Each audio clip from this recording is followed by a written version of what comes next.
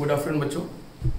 De Broglie wave में हम लोगों ने फर्स्ट पार्ट 10 क्वेश्चंस का कल सॉल्व किया था और अब 11 से ऑनवर्ड जितने भी क्वेश्चन हैं उनको हम लोग आज सॉल्व कर रहे हैं। ध्यान से देखिएगा। 11 क्वेश्चन में कहा गया है कि एक इलेक्ट्रॉन है जो m मास का और जिसकी बनने वाली डी ब्रॉगली वेवलेंथ लैम्डा है, और ये जब किसी टारगेट से टकराएगा तो अपनी एनर्जी को लॉस करेगा और उस एनर्जी से जो बनेगा वो बनेगा फोटॉन। इस फोटॉन की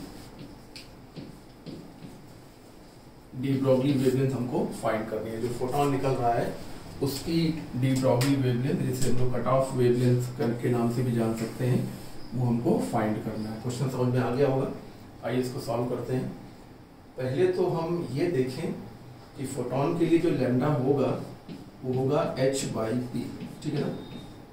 h/p जब होगा तो h upon momentum of photon E/c, यानी कि सोल्यूशन ऐसे बनेगा कि hc/e, यानी हमें इस फोटॉन की एनर्जी पता होनी चाहिए जो कि हम इलेक्ट्रॉन की मदद से फाइंड करेंगे, ठीक है ना। इलेक्ट्रॉन के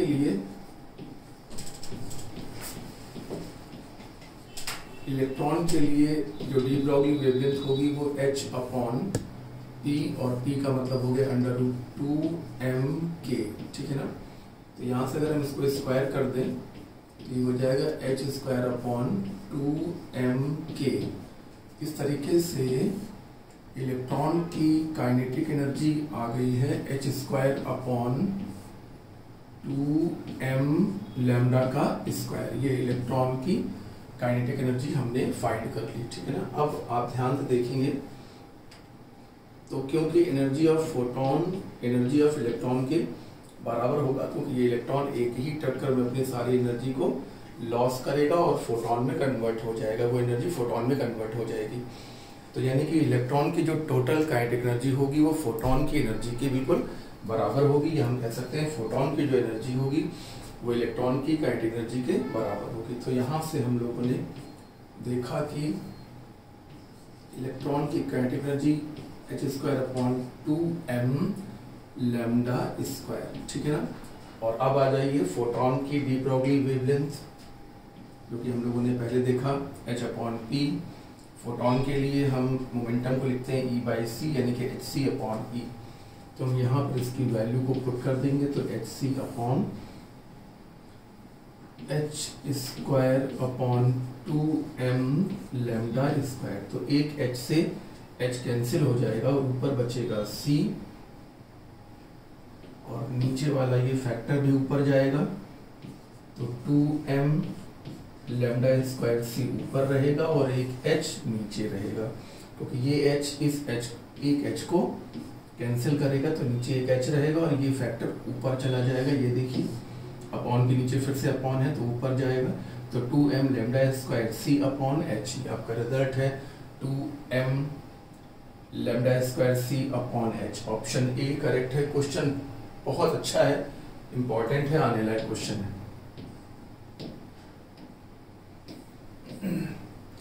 नेक्स्ट क्वेश्चन देखते हैं। Which of the following figure represent the variation of particle momentum and associated de Broglie wavelength? तो जैसा कि आप लोग जानते हैं कि डी ब्रॉगली वेवलेंथ का फार्मूला, जो बेसिक फार्मूला होता है वो h/p होता है, जो कि बता रहा है कि जो डी ब्रॉगली वेवलेंथ है मोमेंटम के इनवर्सली प्रोपोर्शनल होगा। तो मोमेंटम के साथ लैम्डा का जो वेरिएशन मतलब जो ग्राफ होगा वो इस प्रकार का होगा। ऑप्शन बी करेक्ट है। ये क्वेश्चन पहले भी पिछली जो शीट थी उसमें आ चुका है। ये क्वेश्चन मतलब रिपीट हुआ है नीट में।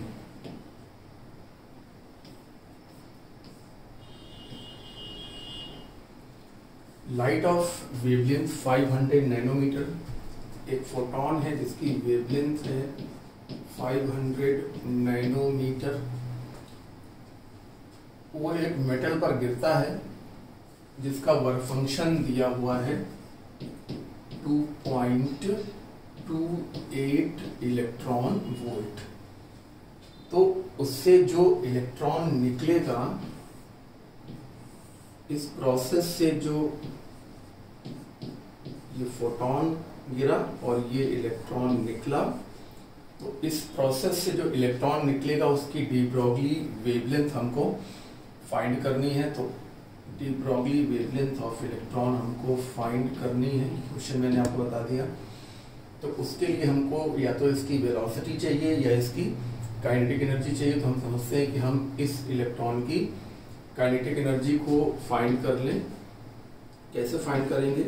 आइंस्टीन की इक्वेशन से फाइंड करेंगे। E माइनस डब्ल्यू यानी कि hc by lambda minus W 12400 करके और नैनोमीटर को एंगस्ट्रॉम में कन्वर्ट करते हुए हम लोगों ने इसको आगे बढ़ाया है। देखिए ये पूरी इक्वेशन हमारी किसमें बदल गई है? इलेक्ट्रॉन वोल्ट में।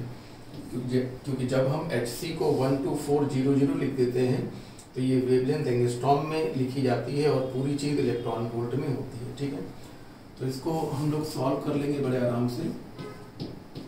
12.4/5 minus 2.28, so this is 2.5 minus 2.28, तो ये 0.22 इलेक्ट्रॉन वोल्ट बना। तो ये निकलने वाले इलेक्ट्रॉन की काइनेटिक एनर्जी हम लोगों ने फाइंड कर ली। इससे हमको ये पता चलता है कि हम कह सकते हैं कि इस इलेक्ट्रॉन को 0.22 वोल्ट से एक्सिलरेट किया गया होगा। ऐसा मतलब नहीं, मतलब इसकी जो काइनेटिक एनर्जी है इलेक्ट्रॉन वोल्ट में, तो उसको हम ये मान सकते हैं कि ये जो एनर्जी है वो कितने वोल्ट से एक्सिलरेट हुई होगी? 0.22 वोल्ट से एक्सिलरेट हुई होगी। तो अब हम इलेक्ट्रॉन की डी ब्रॉगली वेवलेंथ का फार्मूला, ये शॉर्टकट फार्मूला हम लोग इस्तेमाल कर सकते हैं। हालांकि हम लोग दूसरा मेथड भी इस्तेमाल कर सकते हैं। जब हमको ये पता चल गया कि इलेक्ट्रॉन की काइनेटिक एनर्जी 0.22 इलेक्ट्रॉन वोल्ट है, तो हम ये फार्मूला भी इस्तेमाल कर सकते हैं h/√2mk। लेकिन ये फार्मूला बिल्कुल सही होने के बावजूद भी इस्तेमाल हम लोग ना करें आज, क्योंकि ये फार्मूला हमेशा बहुत ज़्यादा कैलकुलेटिव होता है। h की वैल्यू रखनी होगी, इलेक्ट्रॉन का मास रखना होगा, इलेक्ट्रॉन की काइनेटिक एनर्जी को इलेक्ट्रॉन वोल्ट से जूल में बदल कर ही रखना पड़ेगा, तब जाके क्वेश्चन सॉल्व होगा।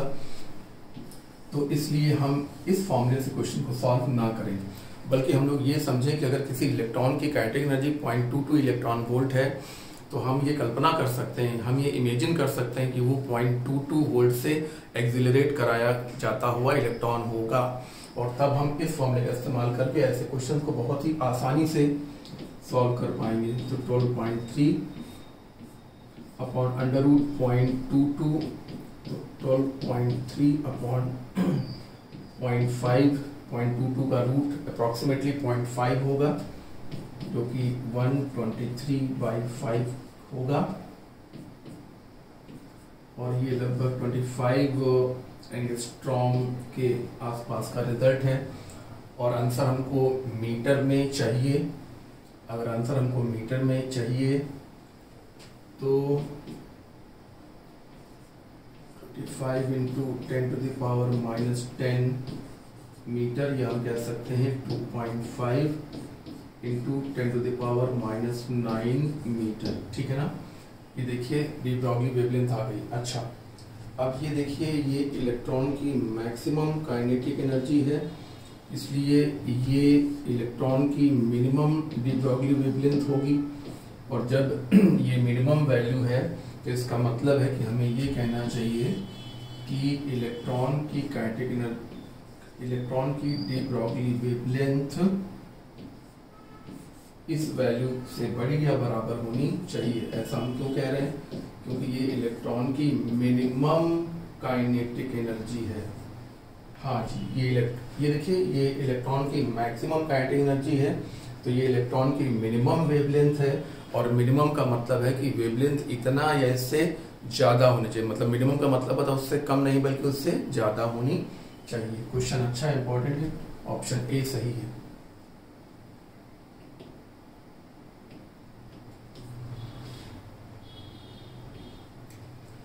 If the kinetic energy of particle is increased to 16 times तो कह रहे हैं कि वेवलेंथ में कितना परसेंटेज चेंज होगा। चलिए भाई, एक पार्टिकल की डी ब्रॉगली वेवलेंथ कैसे लिखी जाती है, h/p करके लिखी जाती है, यानी कि h/√2mk करके लिखी जाती है, यानी कि ये √k के इनवर्सली प्रोपोर्शनल हुआ है ना। इस तरीके से λ2/λ1 = √k1/k2 होना चाहिए। तो k1 को अगर हम k मान लें तो k2 को हम 16k कह सकते हैं। किसी के कैंसिल करेंगे तो 1/√4 यानी कि 1/√16 यानी कि 1/4 यहाँ पर रिजल्ट आ जाएगा। समझ में आई क्या होगा, √16 मतलब 4। तो अब हम फ्रैक्शनल चेंज इन वेवलेंथ को फाइंड करेंगे। तो फ्रैक्शनल चेंज कैसे आता है, फाइनल अपॉन इनिशियल -1 करने से आ जाता है। तो 1/4 -1 यानी कि -3/4। और अब परसेंटेज चेंज निकालने के लिए क्या करते हैं, परसेंटेज चेंज निकालने के लिए फ्रैक्शनल चेंज में 100 का मल्टीप्लाई करते हैं। ये सब चीजें हम लोग खूब कर चुके हैं। 3/4 × 100 तो 25 × 3 यानी कि -75% डी ब्रॉगली वेवलेंथ 75% डिक्रीज करेगी। आंसर होगा बी 75%, और माइनस में होने की वजह से हम कहेंगे कि डी ब्रॉगली वेवलेंथ 75% डिक्रीज करेगी। अच्छा क्वेश्चन है, फॉर्मूला बेस्ड क्वेश्चन है। यहाँ पर एक इलेक्ट्रॉन और एक फोटोन की बात हो रही है, और दोनों की डी ब्रॉगली वेवलेंथ में क्या रिलेशन होगा ये हमको फाइंड करना है। एनर्जी दोनों की बराबर है। आइए पहले इलेक्ट्रॉन के लिए हम लोग लिखें h/p, p मतलब √2mk। हम लोग h/p फॉर्मूले के बजाय इस फॉर्मूले का इस्तेमाल इसलिए कर रहे हैं क्योंकि इलेक्ट्रॉन और फोटोन की काइनेटिक एनर्जी को सेम बताया गया है, इसलिए हमें फॉर्मूला वो इस्तेमाल करना है जिसमें काइनेटिक एनर्जी जरूर शो हो। ठीक है, ये इलेक्ट्रॉन के लिए हो गया। और फोटोन के लिए हम हमेशा बताते रहे कैसे लिखते हैं। फोटोन के लिए h/p और फोटोन के लिए p = E/c। देखिए हमेशा यही पैटर्न चल रहा है। और जब हमने डी ब्रॉगली वेव के न्यूमेरिकल लगाने शुरू किए थे तभी हमने शुरुआत में बता दिया था कि किसी सिंपल पार्टिकल के लिए अलग फार्मूले होते हैं, और फोटोन के लिए मोमेंटम को हम कभी √2mk नहीं लिखते बल्कि E/c लिखते हैं। फोटोन का मोमेंटम ये नहीं होता है, फोटोन का मोमेंटम ये होता है। तो ये बना hc/E। अब हम चाहते हैं कि किसी प्रकार से ये E कैंसिल हो जाए जिससे कि हमको इसमें और इसमें रिलेशन मिल जाए। तो हम क्या करेंगे, हम इसका स्क्वायर करके डिवाइड करेंगे। ठीक है ना, ये इलेक्ट्रॉन की डी ब्रॉगली वेवलेंथ और ये फोटोन की डी ब्रॉगली वेवलेंथ। तो जो हम स्क्वायर करके डिवाइड करेंगे तो यहाँ पर आएगा h²/2mk और यहाँ पर आएगा hc, और अपॉन में ये E जाएगा। तो ये E से ये k कैंसिल हो जाएगा क्योंकि E और k को सेम बताया गया है, गिवन है ये चीज। ठीक है, ये लिखा हुआ है सेम एनर्जी, इलेक्ट्रॉन और फोटोन की एनर्जी सेम हो तो डी ब्रॉगली वेवलेंथ में क्या रिलेशन होगा। एक h से h कैंसिल हो जाएगा और इस प्रकार से ये बनेगा h/2mc जो कि एक कांस्टेंट है। h कांस्टेंट है, इलेक्ट्रॉन का मास कांस्टेंट है, c भी कांस्टेंट है, तो ये पूरा फैक्टर एक कांस्टेंट है। इस प्रकार से जब ये पूरा फैक्टर कांस्टेंट हो गया तो λe²/λ_photon = कांस्टेंट। इसका मतलब है कि इलेक्ट्रॉन की डी ब्रॉगली वेवलेंथ का स्क्वायर फोटोन की डी ब्रॉगली वेवलेंथ के डायरेक्टली प्रोपोर्शनल होगा। क्वेश्चन बेहद इंपॉर्टेंट है, बिल्कुल इंपॉर्टेंट है। फोटोन की डी ब्रॉगली वेवलेंथ इलेक्ट्रॉन की डी ब्रॉगली वेवलेंथ के स्क्वायर के डायरेक्टली प्रोपोर्शनल होगा। इस चीज को ध्यान रखेंगे। ये तो खैर कोई बात ही नहीं है, जो बार बार करते ही हैं।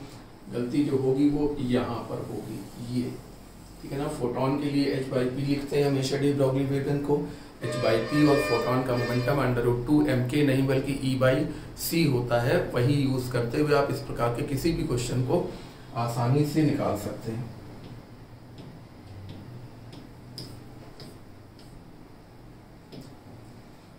An alpha particle move in a circular path of radius 0.83 centimetre. अच्छा, in the presence of magnetic field। अच्छा भाई ठीक है, एक अल्फा पार्टिकल एक मैग्नेटिक फील्ड की प्रेजेंस में सर्कुलर मोशन कर रहा है।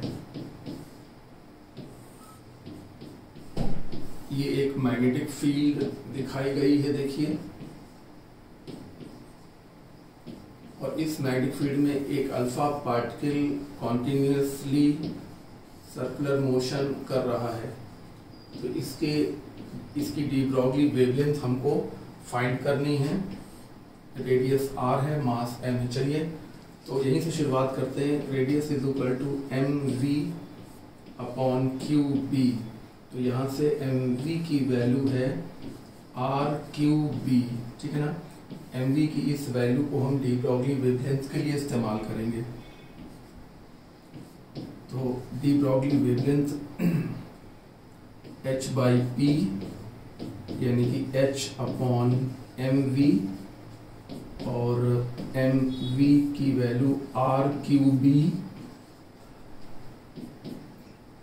तो 6.67 इंटू 10⁻³ -34। रेडियस 0.83 सेंटीमीटर को हम लोगों ने मीटर में कन्वर्ट किया। अल्फा पार्टिकल का चार्ज 2 इंटू प्रोटॉन के चार्ज के बराबर, यानी कि 2 इंटू 1.6 इंटू 10⁻⁻19 और b की वैल्यू 0.25 टेस्ला। 0.25 टेस्ला। आप इसको सॉल्व करें, इजीली सॉल्व हो जाएगा। जैसे इससे इसको कैंसिल कर दें, फिर 2 से इसको कैंसिल कर दें, ये लगभग 4 टाइम्स जाएगा, ये 2 टाइम्स हो जाएगा, और उसके बाद इससे भी इसको हम कैंसिल कर सकते हैं। 800 अपॉन 25, फिर ये कैंसिल हो जाएगा, और ये सब कुछ करने के बाद आपको एक रिजल्ट मिलेगा 0.01 एंगस्ट्रॉम। आप इसको सॉल्व जरूर कर लेंगे प्लीज, ठीक है ना। ये हमारा जो आंसर आएगा वो पहले मीटर में आएगा।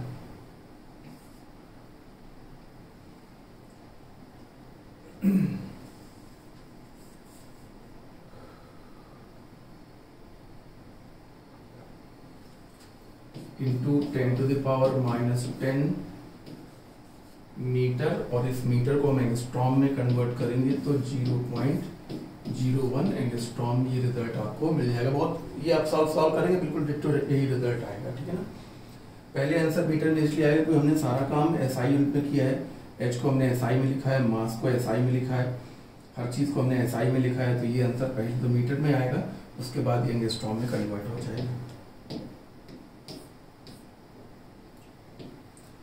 If the momentum of electron change bye, बहुत अच्छा सवाल है, बहुत ही बढ़िया सवाल है कि अगर इलेक्ट्रॉन का मोमेंटम में p चेंज किया जाए, ठीक है ना, तो डी ब्रॉगली वेवलेंथ में 0.05 का परसेंटेज चेंज हो जाता है।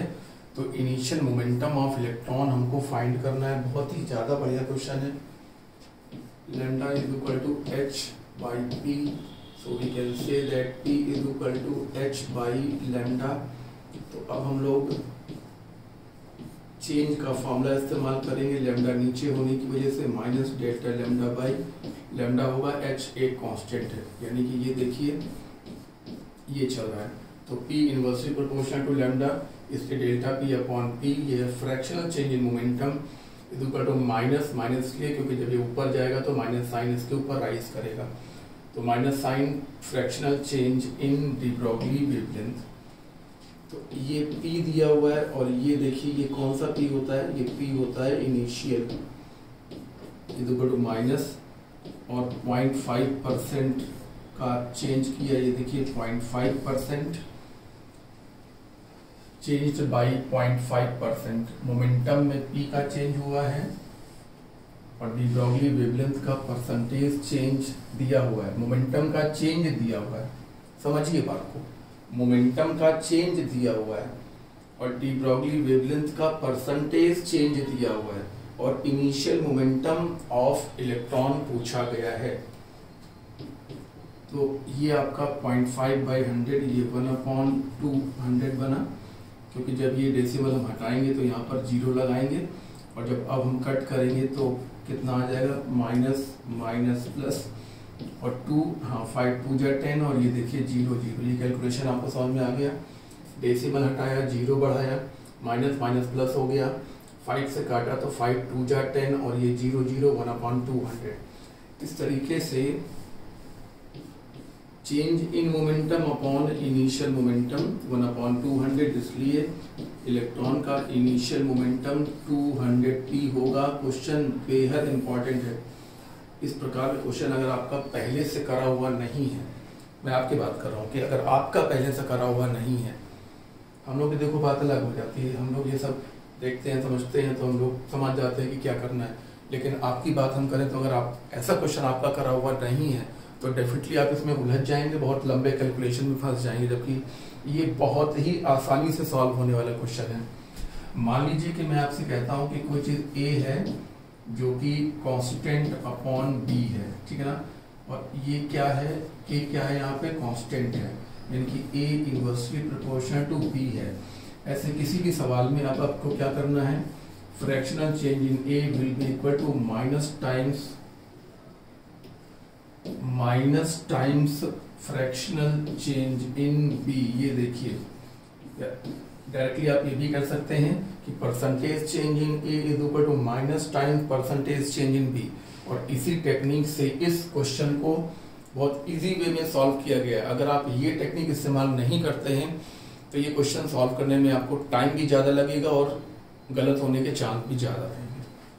मैंने आपको टेक्निक बता दी, इस टेक्निक को आप फॉलो करिए, हो सकता है आपको कोई सवाल ऐसा मिल जाए। ये आया हुआ सवाल है, ये सारे क्वेश्चन आए हुए हैं।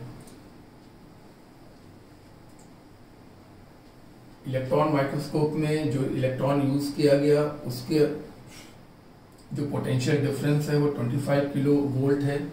If voltage is increased to 100 kilo volt then de Broglie wavelength associated में कितना चेंज होगा, इंक्रीज होगी, डिक्रीज होगी, कितने गुना इंक्रीज या डिक्रीज होगी। आइए डी ब्रॉगली वेवलेंथ का हम लोग पोटेंशियल डिफरेंस वाला फॉर्मूला इस्तेमाल करें, √2mk यानी कि h upon √2m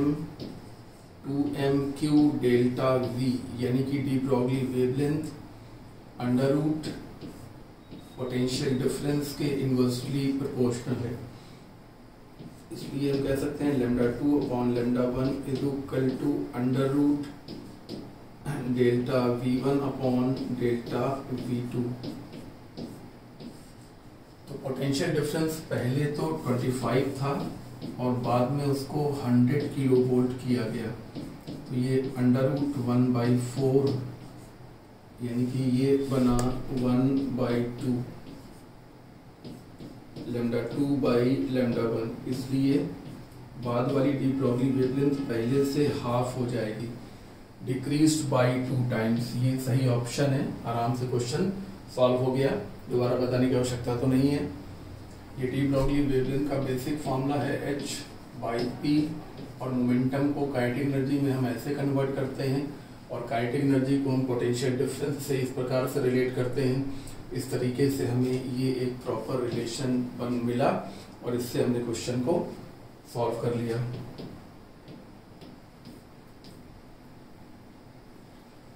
particle of mass 1 milligram है same wavelength as electron moving with.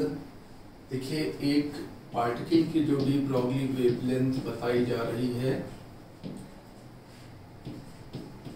Particle की जो डी ब्रॉगली वेवलेंथ वो इलेक्ट्रॉन की डी ब्रॉगली वेवलेंथ के बराबर है, ऐसा बताया जा रहा है। हमें फाइंड क्या करना है ये हम पहले बता दें। पार्टिकल की वेलोसिटी हमको फाइंड करनी है। अगर पार्टिकल की डी ब्रॉगली वेवलेंथ इलेक्ट्रॉन की डी ब्रॉगली वेवलेंथ के बराबर हो तो पार्टिकल की वेलोसिटी फाइंड करनी है। इलेक्ट्रॉन की वेलोसिटी हमको ऑलरेडी दी गई है, इलेक्ट्रॉन का मास दिया गया है, नहीं भी दिया होता तो हमको अपने मन से इसको लिखना होगा। तो यानी कि h अपॉन ये एम वी ऑफ पार्टिकल हो गया और ये h upon M V of electron हो गया। इस तरीके से ये कैंसिल कर देंगे तो m dash v dash is equal to mass of electron velocity of electron. Mass of electron 9.1 into 10 to the power -31, velocity of electron 3 into 10 to the power 6 दिया हुआ है। मास ऑफ पार्टिकल 1 मिलीग्राम को हमने kilogram में convert किया और particle की velocity हमको फाइंड करनी है। तो ये 3 बन जा 3 और ये हो गया 27 इंटू 10 टू द पावर -25 और जब ये नीचे आएगा तो v डैश आ जाएगा 27.3 into 10 to the power -19, so we can say that 2.73 into 10 to the power -18 meter per second. Meter per second कितना हो गया 2.73 into 10 to the power -18 meter per second. पहला ऑप्शन सही है। क्वेश्चन सिंपल है, आया हुआ क्वेश्चन है। अब देखिए आए हुए क्वेश्चन इस प्रकार के होते हैं कि अगर आप प्रॉपर वे में पढ़ाई करके पेपर देते हैं और थोड़ी सी स्पीड मेंटेन रखते हैं, और स्पीड मेंटेन होने के लिए रेगुलर हम हमेशा कहते रहे, शुरुआत से कहते रहे कि स्टार्टिंग करिए तो एक दिन में 10 से 12 क्वेश्चन तक लगाइए, फिर जब प्रैक्टिस होने लगे तो 15 क्वेश्चन, और फाइनली एक दिन में 20 क्वेश्चन का अगर टारगेट आप लेकर चलते रहे, चल पाए तो कभी भी हाथ नहीं रुकेगा, आप चलते ही चले जाएंगे। जो क्वेश्चन बिल्कुल देखा हुआ नहीं होगा वो तो छूट जाएगा खैर, लेकिन बाकी क्वेश्चन अगर जरा भी देखे हुए रहेंगे तो वो होते चले जाएंगे, क्योंकि रेगुलर आपने 20 क्वेश्चन लगाए हुए हैं तो निश्चित रूप से आपने बहुत सारे क्वेश्चन को लगाया होगा। फिर भी मैं कहता हूँ कि इन क्वेश्चंस को एक बार देख लीजिए। इसी प्रकार के क्वेश्चन आ रहे हैं और आप देख रहे होंगे कि 15 साल के PYQ हम लोग कवर कर रहे हैं, मतलब लेटेस्ट बाद वाले 15 साल के, और आप देख रहे हैं कि एक ही जैसे क्वेश्चन आ रहे हैं।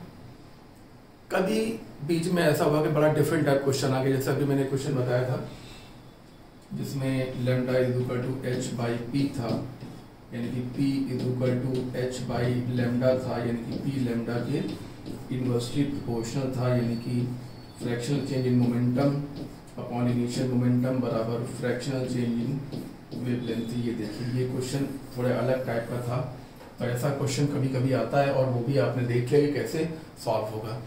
बाकी एक ही तरीके के पैटर्न के क्वेश्चन आने की वजह से इनको एक बार आप देख लेंगे तो एग्जाम में वैसा ही क्वेश्चन मिल जाएगा, इस पे चांस बहुत ज्यादा है।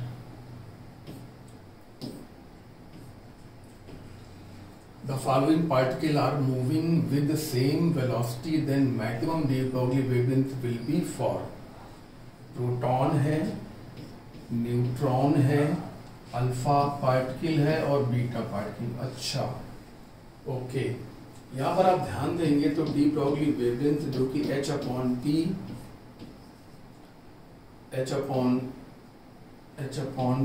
यानी कि h अपॉन mv के बराबर और सभी की वेलोसिटी कैसी है बताइए, सेम। जब सबकी वेलोसिटी सेम है तो डिपेंडेंसी किस पर बन गई बताइए, मास पर। और क्योंकि इलेक्ट्रॉन का मास, बीटा पार्टिकल का मतलब बताइए, बीटा पार्टिकल का मतलब इलेक्ट्रॉन, ठीक है ना। तो क्योंकि बीटा पार्टिकल का मास इन सभी में सबसे कम है, देखिए सबसे हल्का है बीटा पार्टिकल, उससे भारी है प्रोटॉन, उससे भारी, और ये न्यूट्रॉन उसी के मास के बराबर ही है, और सबसे भारी है अल्फा पार्टिकल। तो बीटा पार्टिकल मतलब इलेक्ट्रॉन का मास मिनिमम होने की वजह से बीटा पार्टिकल की डी ब्रॉगली वेवलेंथ मैक्सिमम होगी। कॉन्सेप्चुअल क्वेश्चन है, चालाकी यहाँ पर ये की गई है कि यहाँ पर इलेक्ट्रॉन न लिखकर बीटा पार्टिकल लिखा गया है, और कोई बच्चा अगर ये भूलता है कि बीटा पार्टिकल इलेक्ट्रॉन के मास के बराबर का पार्टिकल होता है या इलेक्ट्रॉन ही होता है तो उसको दिक्कत, मतलब छोटी सी बात का पता आपने मालूम है आपको छोटी सी बात के बारे में, तो आप ये आसान क्वेश्चन बड़े जल्दी कर रही है। ये भी आया वो क्वेश्चन है। Energy of photon of light 3 electron volt, then the wavelength of photon. Energy दी गई है और फोटोन की बात हो रही है भाई। तो कितने बार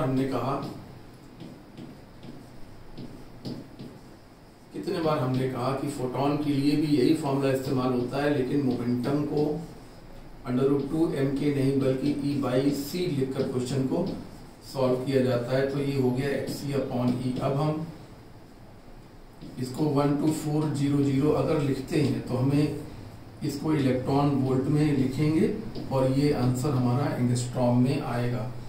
तो ये होगा 3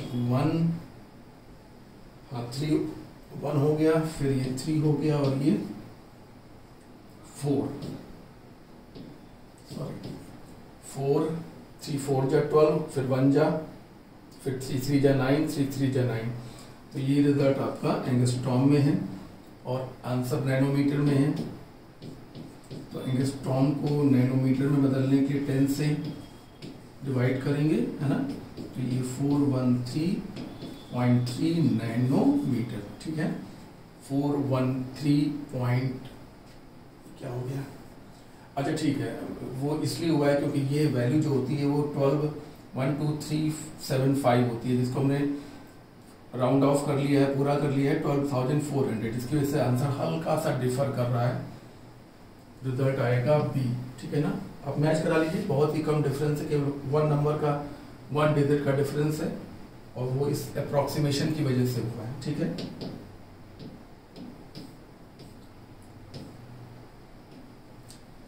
wavelength associated with electron accelerate through potential difference 100 volt. 100 volt से एक्सीलरेट कराएंगे इलेक्ट्रॉन को। तो डी ब्रॉगली वेवलेंथ निकालने का तरीका आपको पता है ना, √Δv। अब फिर से देखिए वही बात आ जाती है। अगर हम पहले भी ये बात कर चुके हैं, हम दोबारा ही बात कर रहे हैं। इलेक्ट्रॉन के लिए आपने ये फॉर्मूला इस्तेमाल करने की कोशिश की और फिर इसको √2m लिखा और फिर k को, क्योंकि पोटेंशियल डिफरेंस की वजह से बनाया गया है, तो k को आपने Q∆V लिखा और इस रास्ते पर जाते ही आपका टाइम वेस्ट होना स्टार्ट हो जाएगा। क्योंकि इलेक्ट्रॉन के लिए अगर पोटेंशियल डिफरेंस दिया हुआ है तो ऐसे सवाल को हम इस शॉर्टकट मेथड से सॉल्व करते हैं। ये इसी से निकाला गया है। h की वैल्यू, इलेक्ट्रॉन का मास, इलेक्ट्रॉन का चार्ज रख के कैलकुलेशन करके इसको बनाया गया है और ये रिजल्ट आता है एंगस्ट्रॉम में। इसको वोल्ट में रखा जाता है।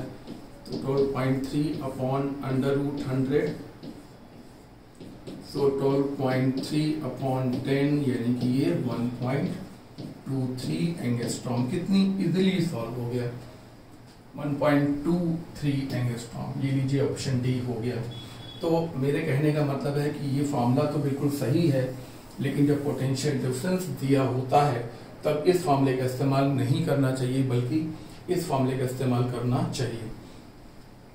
इलेक्ट्रॉन के लिए 12.3/√Δv एंगस्ट्रॉम, प्रोटॉन के लिए 0.236/√Δv एंगस्ट्रॉम, ड्यूट्रॉन के लिए 0.202/√Δv एंगस्ट्रॉम और अल्फा पार्टिकल के लिए 0.101/√Δv एंगस्ट्रॉम। जब भी पोटेंशियल डिफरेंस दिया हो और डी ब्रॉगली वेवलेंथ पूछी जाए तो इन्हीं फॉर्मूलों का इस्तेमाल करना चाहिए।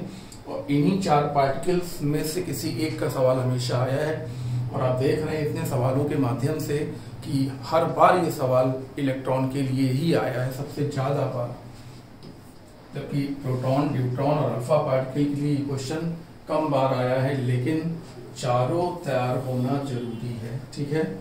तो आसानी से हो गया है।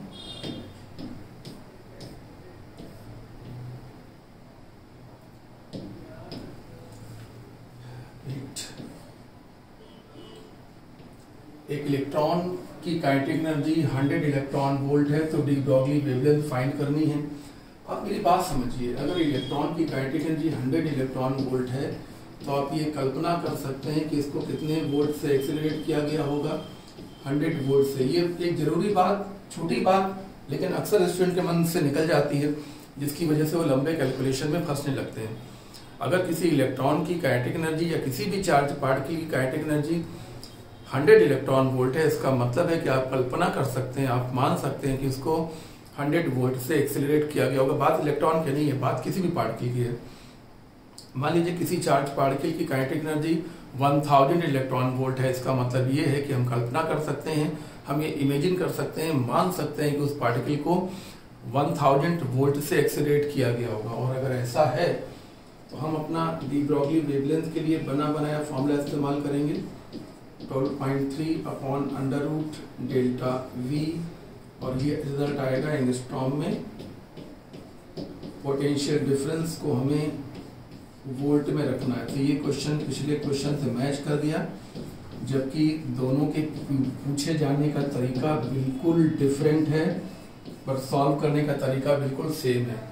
ये क्वेश्चन पिछले क्वेश्चन से ज़्यादा अच्छा माना जाएगा, क्योंकि पिछले क्वेश्चन में डायरेक्टली पोटेंशियल डिफरेंस दे दिया गया था, और इस क्वेश्चन में हमको पोटेंशियल डिफरेंस को इमेजिन करना पड़ेगा। इमेजिन करके हमने इसको करा।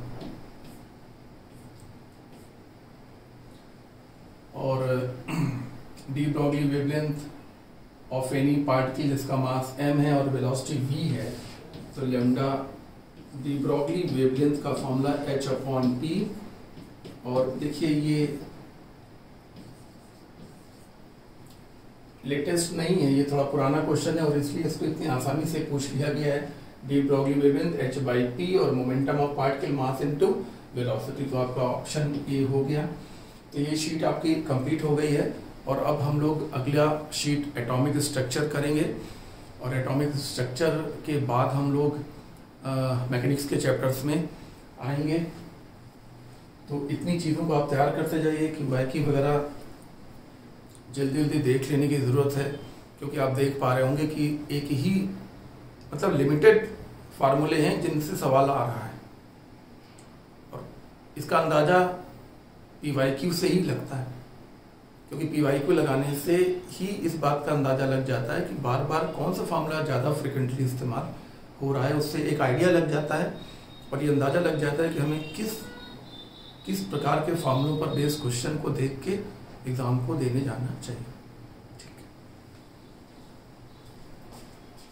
है, बाकी ये है कि किसी वजह से, जो कि आपको मालूम ही होगा, आखिरी में हम ज़्यादा आपके साथ नहीं रह पाए, जबकि हर साल की तरह प्लानिंग यही थी कि हम लास्ट तक आपके साथ रहेंगे, आप क्वेश्चन कराते रहेंगे, लेकिन बहुत बड़ी एक दिक्कत की वजह से लास्ट तक आपके साथ हम नहीं रह पाए। लेकिन हम कोशिश कर रहे हैं कि अब हम जो बचा हुआ टाइम है उसमें जितना आपके साथ रह सकते हैं रह लें, बाकी तो जो है ट्राई करते हैं।